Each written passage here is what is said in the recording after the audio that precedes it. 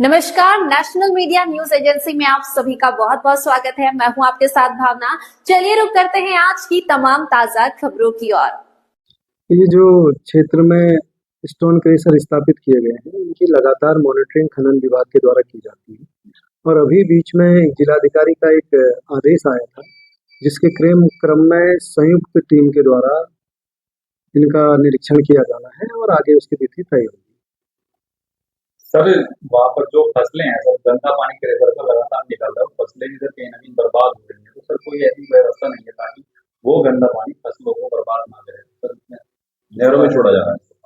ये देखिए, जो क्रशरों के द्वारा जो गंदा पानी छोड़ा जा रहा है, इसमें प्रदूषण जो विभाग है उसको इन्वॉल्व किया जाएगा। और ये संयुक्त टीम पहले से ही बनी हुई है, जो खनन विभाग इसको देखता है। इसमें सभी विभागों की एनओसी होती है, उनके द्वारा समय समय पे चेक किया जाता है। जहाँ पे इस तरीके की शिकायतें आ रही है, उसमें संयुक्त टीम के द्वारा उसका भी निरीक्षण किया जाता है।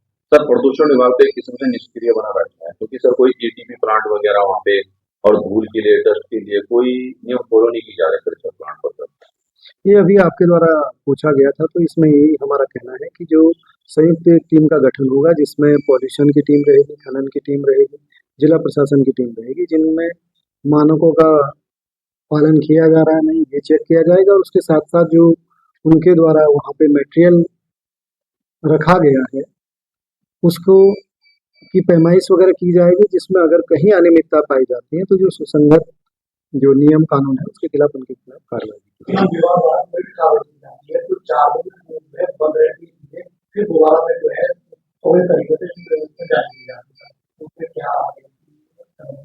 यह खनन विभाग के और जो संयुक्त टीमें हैं, इनको निर्देशित किया गया है कि लगातार जो औचक रूप से जो निरीक्षण होते हैं, क्योंकि कई बार निरीक्षण के दौरान भी कुछ इकाइयां बंद होती है, तो औचक निरीक्षण इनमें किए जाने का प्रावधान है।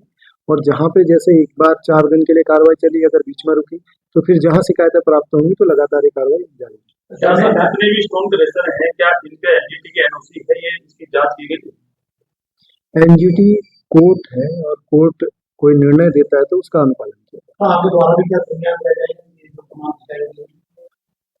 अभी जो हमारे द्वारा संयुक्त टीम का गठन किया जा रहा है, इन प्रकरणों को देखते हुए ढकरानी क्षेत्र में और जो कैंची वाला और जो क्षेत्र में हमारे 2-3 जगहों पे जो स्टोन क्रेशर की जो इकाइयां हैं, इनका औचक निरीक्षण भी किया जाएगा और मानकों का भी परीक्षण। मीडिया जब भी रिजल्ट चेक करने जाती है, सब कुछ लगातार फोन भी नहीं उठाते मीडिया। देखिए, अब ये प्रकरण है, अभी जो जांच होगी तो उस दौरान इन चीजों का निस्तारण किया। सर क्या क्रेशर जोन क्षेत्र है सर, ये जो क्षेत्र है हमारा क्रेशर जोन में घोषित है? देखिए, ऐसा है, जो टीमों के द्वारा जो निरीक्षण किया जाना है, उसमें कौन से मानकों का अनुपालन किया जाना है, ये सारी चीजें एनओसी लोगों के पास होती हैं। और वो जो जिस विभाग का जो दायित्व है उसको वो चेक करता है। अगर कहीं पे कमी पाई जाती है तो उस पर कार्रवाई की जाती है। जब तक चेकिंग नहीं होगी तब तक ये पता नहीं चल पाएगा कि कौन आदमी गलत कर रहा है और कौन सही कर रहा है। अब आपके द्वारा सर क्या कार्रवाई की जाए? अभी ये संयुक्त टीम का गठन होना है, जो डीएम साहब के यहाँ से निर्देश मिला है, उसके बाद ये इस पे कार्रवाई आगे की जाएगी। काफी क्रेशर ऐसी भी है जिन्होंने 10 फीट गहरी खाई खोदकर उसमें मटेरियल को इकट्ठा किया और उसके बाद वहाँ पर जो अगर देखा जाए तो स्टॉक से भी अधिक वहाँ पर खनन सामग्री की बात पड़ी। देखिए, ये तो निरीक्षण का विषय है। जब तक चीजें निरीक्षण में नहीं आ जाती हैं तब तक उसमें कुछ कहा नहीं जा सकता। कितना समय लग पाएगा? देखिए, जो निरीक्षण होते हैं ये औचक होते हैं, इसकी कोई समावधि तय नहीं होती है, और जैसे ही निरीक्षण होगा ये आपको सूचना देंगे। पहले भी सर ऐसी कई टीमें बनी हैं और टीमों के द्वारा छापेमारी भी की गई है, लेकिन सभी टीमें दिखाती कम है और वहाँ कुछ और माहौल होता है। क्या मतलब वो अपने मन की बात से बाहर जाते हैं टीम वाले। देखिए, ऐसा है, हमारे कार्यकाल के दौरान कैंची वाला और ढकरानी और तहसील के विभिन्न क्षेत्रों में जो छापेमारी की गई है, उस पे जो पेनाल्टी बनती है वो पेनाल्टी भी वसूल की गई है। और जो एडीएम सर के कोर्ट में केस चलते हैं उसमें केस भी चल रहे हैं। इसमें किसी तरह की कोई हिला हवाली नहीं की जाती है, और जहाँ पे भी जांच होती है उसकी रिपोर्ट प्रॉपर चैनल से भेजी जाती है। सर कैंची वाले के स्टोन क्रेशर में अभी जो बात सामने आई, उन्होंने सरकारी भूमि भी दबा रखी है, ग्राम समाज की भूमि, लेकिन उन पर कभी कार्रवाई नहीं। ये जो आपने बताया है, अभी बताया गया कि जो टीम चेक करेगी, तो सारे विभागों की अपनी जिम्मेदारियां तय है। जो तथ्य वहाँ पे प्रकाश में आएंगे उसकी जांच कराई जाएगी और कार्रवाई। और पुलों को लेकर मामला कोर्ट में चला रहा था। अभी फिलहाल एक उनको भारी वाहन दिया गया, लेकिन ओवरलोड वाहनों के लिए उस पर दिया गया था निर्देश कि वहाँ पर कोई भी चेकिंग व्यवस्था नहीं, इसके संबंध में जो ओवरलोडिंग है इसके संबंध में ARTO को पहले से ही निर्देशित कर दिया गया था।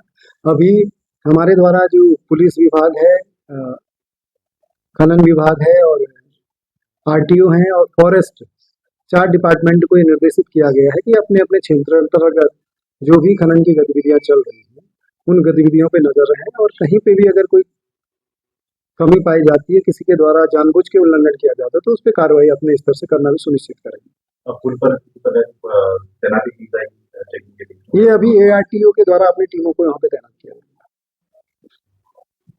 दर्जनों स्टोन क्रशर बन रहे किसानों के लिए मुसीबत, विदेशी परिंदों के जीवन पर भी मंडरा रहा खतरा। जी हां, विकासनगर के डकराने में लगभग 1 दर्जन से अधिक स्टोन क्रशर संचालित हो रहे हैं, जिसमें कि कई स्टोन क्रशरों पर यमुना नदी से अवैध खनन चोरी करके और खनिज सामग्री स्टॉक की गई है। वहीं इनके चलने वाले स्टोन क्रशरों से किसानों की फसल भी बर्बाद हो रही है, जिसको लेकर किसानों ने अपनी समस्या मीडिया के सामने बताई। इस संबंध में उप जिलाधिकारी विकासनगर विनोद कुमार से भी वार्ता की गई तो उन्होंने कहा कि एक संयुक्त टीम खनन विभाग, वन विभाग और अन्य संबंधित विभाग की बनाई गई है जो कि मॉनिटरिंग कर रही है।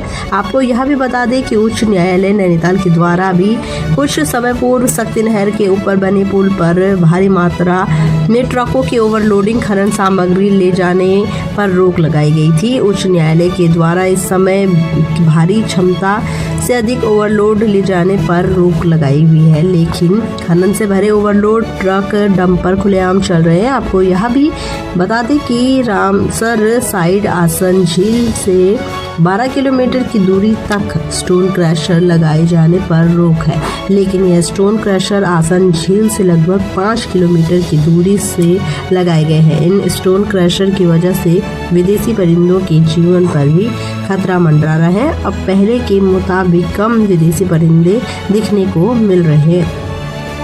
भाई जी, मेरा मुकेश है। अच्छा जी, आपकी कृषि है यहाँ? हाँ जी, हमारी 10-11 बीघे जमीन है यहाँ पे और उसमें जो उगा रखी है तो उसमें जैसे कि ये धूल धड़ापा गिरता है उससे बहुत फर्क पड़ रहा है फसल के ऊपर। अब जैसे कि फसल पे कर्ज वर्ज ले ले तो कैसे हो पाए, नहीं हो पाएगा। परेशानी है कि देखो जोड़ से लेके और मेरा वहाँ तक 6 जाने के ट्रांसफार्मर से काट गया तक, और आप देख सकते हैं मतलब पूरा मौका मैंने क्या है दोनों तरफ नालियाँ हैं और रही पूरा हाल कर धूल मिट्टी से मेरी सारी फसल बंदा बिल्कुल बेकार हो। कितने का रखा बुरा हाल? कलेसरों वालों ने इसको लेकर आपने शासन प्रशासन से कोई शिकायत की? कई बार की। मतलब आपकी फसलों में क्या पानी घुस रहा है, धूल है, क्या चीज? पानी तो मेरे फसल में देखो मेरा मतलब यार 2 पेड़ खड़े ना, इससे मेरा कदम 2 बीघे खाली हो गया पानी के चक्कर में। इन्होंने जाके बोला मिट्टी माटी जोड़ से निकलवाई, जब जाके पानी आगे बढ़ा। अधिकारियों ने इस साइड की तरफ मेरी तरफ ये नाली है देखो पूरी इधर खत्म कर दी और इधर खत्म कर दी। अगर मेरा रोड ये खेत में हो तो उसका गुनहगार में हूँ। इनके बाद रात दिन काम चला, रोड इन पे है। अच्छा, कभी ये छिड़काव भी करते हैं जैसे धूल उड़ती है? नहीं, कभी नहीं करते। अच्छा, तो आप क्या जो है शासन प्रशासन से अपनी मांग रखना चाहें? कई बार मांग रखी पर यहाँ कोई मतलब करता नहीं, जिस पर किसी मांग रखे हैं ये उनका मुंह भर दे। अधिकारी वगैरह आए यहाँ डायरेक्शन में? आए जी, बता जहाँ पर आके चले जाओ फॉर्मेलिटी का, जैसे आप लोग आए वो चल जाओ। इस पे कार्रवाई नहीं हुई? नहीं, कोई कार्रवाई नहीं। लगने से पहले आपकी फसलें ज्यादा अच्छी होती थी या बुरी? बहुत अच्छी होती थी। कल कहने मतलब हमारे सड़क के पास खेत है और खेत में हम यहाँ बाइक नहीं खड़ी कर सकते, अपनी कार नहीं खड़ी कर सकते, मेरी पुलिया तोड़ दी। आपकी फसलों को इससे क्या नुकसान हुआ है जी? आपकी फसल को क्या नुकसान हुआ? नुकसान की बात तो ये मैंने चारा बो रखा गाय के लिए, अब इसमें धूल वजह से गाय खा लेगी? आप ही बताइए, खा लेगी क्या?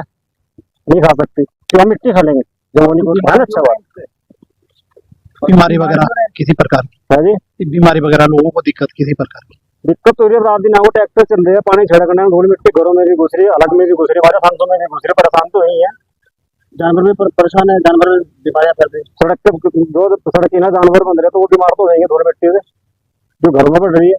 जरा सी हवा चल जाएगी जब घर में ट्रैक्टर, जरा जब घर में डंपर, जरा जब घर में विकासनगर क्षेत्र में यमुना के किनारे लहलहाते किसानों के खेत व फलदार पेड़ों के बगीचे विकासनगर की सुंदरता को चार चांद लगाते थे, परंतु पिछले 3 सालों से विकासनगर डकरानी गांव में 2 दर्जन स्टोन क्रशर लगा दिए गए, जिन्हें लगाने के लिए कई हजार फलदार पेड़ों को काटा गया। वहीं सैकड़ों बीघा कृषि भूमि को उजाड़ कर उक्त स्टोन क्रशर को आबादी के पास लगा दिया। उक्त स्टोन क्रशरों पर साथ लगती यमुना नदी को मशीनों से उजाड़ कर उक्त स्टोन क्रशरों पर खनन भंडारण क्षमता से दुगने खनन के पहाड़ लगा दिए। रात दिन क्रशरों के चलने से जहां एक और लोगों का जीना मुश्किल हो गया, तो वहीं रिजर्व फॉरेस्ट एरिया आसन वेटलैंड झील में शीतकालीन प्रवास पर आए साइबेरियन पक्षियों का जीवन भी खतरे में आ गया है। किसानों के खेत खनन सिंडिकेट की भेंट चढ़ गई, किसान आत्महत्या करने को मजबूर है। उक्त स्टोन क्रशरों से ओवरलोड खनन सामग्री भरकर सैकड़ों ट्रक प्रतिदिन उत्तराखंड जल विद्युत निगम के खस्ताहाल पुल से आवागमन कर रहे हैं, जबकि उच्च न्यायालय द्वारा उक्त पुल से वाहनों की भार क्षमता से अधिक खनन सामग्री ढोने को पूर्णतः प्रतिबंधित किया हुआ है, परंतु उत्तराखंड सरकार एवं उच्च न्यायालय के आदेशों को खनन सिंडिकेट रोजाना ललकार रहा है। जिम्मेदार प्रशासन मौन है, शायद पुल के गिरने के इंतजार में और क्षेत्र में कोई बड़ी घटना करवा कर मानेंगे। वहीं न जिला खानदान अधिकारी ऐश्वर्या पूरे जिले में घूम कर छोटा बोगी पकड़ने एवं अवैध खनन कार्य पर कार्रवाई कर रहे हैं। नियम विरुद्ध चल रहे उक्त स्टोन क्रशर पर कार्रवाई करने के नाम पर खानापूर्ति मात्र है। शायद सुविधा शुल्क समय से पहुंच गए हैं, जिसके चलते उत्तराखंड सरकार के राजस्व को प्रतिदिन शपथ लगवा रहे हैं। राष्ट्र धरोहर उक्त पुल को तोड़वा कर मानेंगे। वजह चाहे जो भी हो, आखिर उक्त अवैध कार्य पर कार्रवाई करेगा कौन?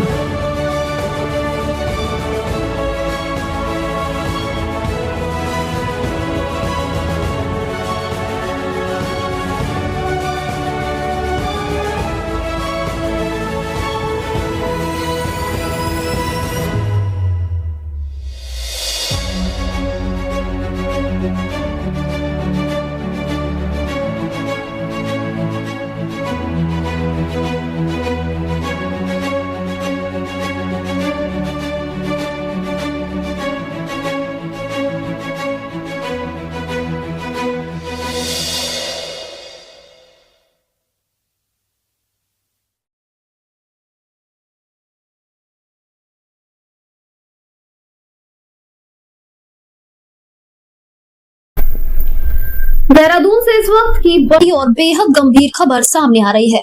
उत्तराखंड के विकासनगर तहसील में विकास के नाम पर पर्यावरण का खुला कत्ल किया जा रहा है। यमुना नदी के किनारे बसे डालीपुर और ढकरानी इलाकों में लगे स्टोन क्रशर अब सिर्फ मशीनें नहीं बल्कि पर्यावरण के दुश्मन बन चुके हैं। इन क्रशरों की धूल ने खेतों को उजाड़ दिया है, फलदार बगीचे राख में तब्दील हो गए हैं और अब यमुना नदी का पानी भी जहरीला होता जा रहा है। स्थानीय किसानों का आरोप है कि क्रशरों से उड़ने वाला धूल का गुबार फसलों को पूरी तरह नष्ट कर रहा है, जबकि मशीनों से निकलने वाला गंदा और जहरीला पानी सीधे यमुना नदी में छोड़ा जा रहा है। इसका सीधा असर पड़ रहा है रामसर साइट घोषित आसन झील पर, जहां हर साल विदेशी साइबेरियन पक्षी प्रवास के लिए आते हैं।